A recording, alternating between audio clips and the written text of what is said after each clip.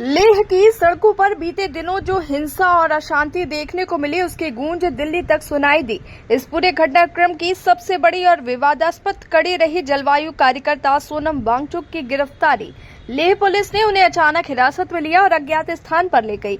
सरकार ने आरोप लगाया कि उनके भड़काऊ बयानों से लद्दाख में हिंसा भड़की, लेकिन सवाल ये उठता है कि क्या वांगचुक को दोषी ठहराना हकीकत है या फिर ये सत्ता द्वारा तैयार की गई एक बलि का बकरा बनाने की रणनीति है। दरअसल वांगचुक ने लद्दाख के लिए जिन मांगों को उठाया है वो नई नहीं है।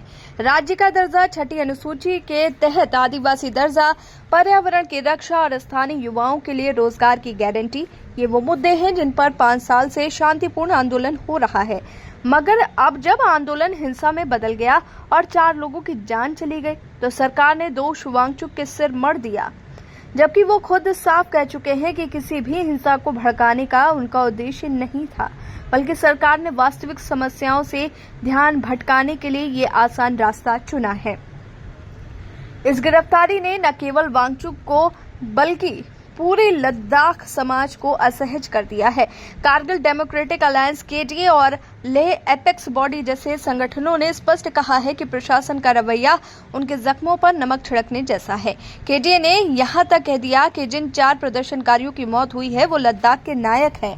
ये बयान केवल भावनात्मक प्रतिक्रिया नहीं बल्कि उस गहरे अविश्वास का प्रतीक है जो लद्दाख के लोगों और केंद्र सरकार के बीच लगातार बढ़ता जा रहा है। अगर निष्पक्ष दृष्टि से देखा जाए तो लद्दाख का ये आंदोलन केवल सोनम वांगचुक की गिरफ्तारी का परिणाम नहीं है, बल्कि लंबे समय से उपेक्षा और ठगे जाने की भावना का विस्फोट है। सरकार की ओर से छठी अनुसूची के वादे, पर्यावरण की सुरक्षा की गारंटी और स्थानीय युवाओं को रोजगार देने के आश्वासन केवल चुनावी नारों तक सीमित रह गए हैं। जब उम्मीदें टूटती हैं तो गुस्सा हिंसा में बदलता है और यही लेह में हुआ है। गृह मंत्रालय का ये कहना कि वांगचुक और राजनीति से प्रेरित लोग हिंसा के जिम्मेदार हैं, अपने आप में संदेहास्पद है। अगर 5 साल से शांतिपूर्ण आंदोलन चल रहा था तो अचानक ये विस्फोट क्यों हुआ? असली कारण शायद सरकार की टाल मटोल और उपेक्षा की नीति है। ये भी ध्यान देने योग्य है कि वांगचुक ने खुद अंदेशा जताया था कि सरकार उन्हें जन सुरक्षा अधिनियम पीएसी के तहत जेल भेज सकती है।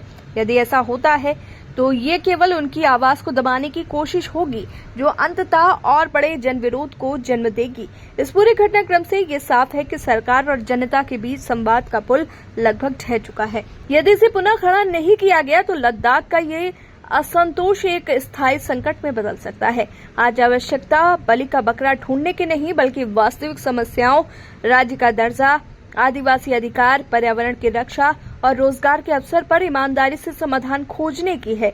यही बुद्धिमत्ता होगी, न कि वो चतुराई जिसे वांगचुक ने बेनकाब किया है।